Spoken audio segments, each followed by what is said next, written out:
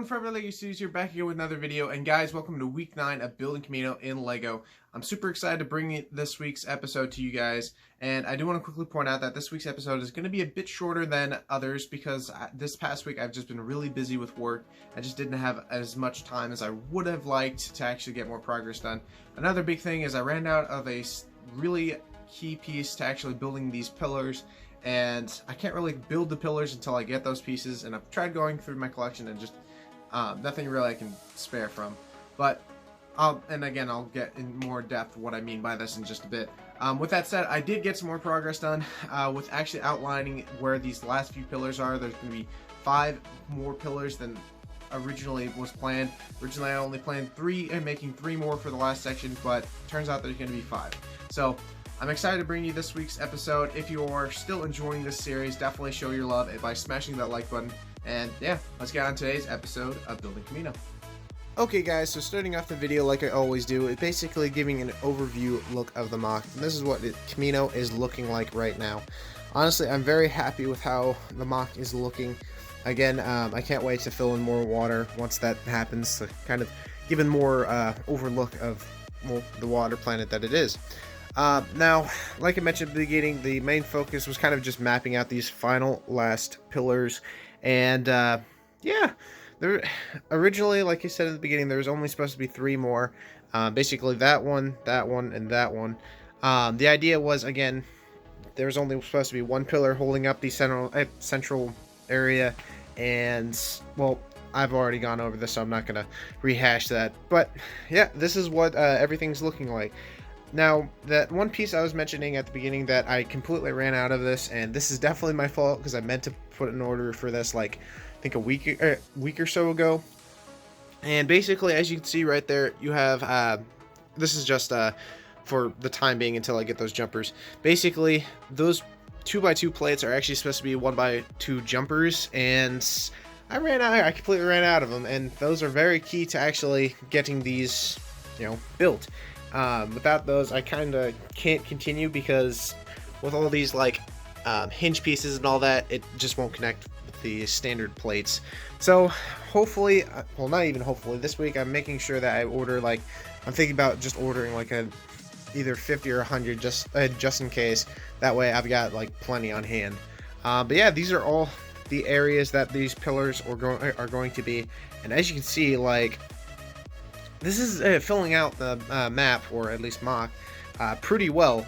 I know there isn't much progress to the actual pillars, but even just seeing this is where it's going to be looks really cool in my opinion.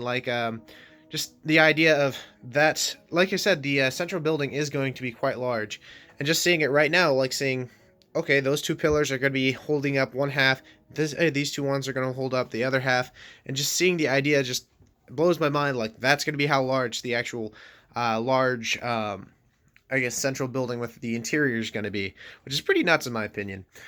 Then those two pillars are actually supposed to just be like standard platforms, kind of like what these are, and just pretty much right there. And the idea is basically for Aiden to for his part of the collaboration to connect it, a bridge, or we're going to connect a bridge from a platform of his to connect to mine right there.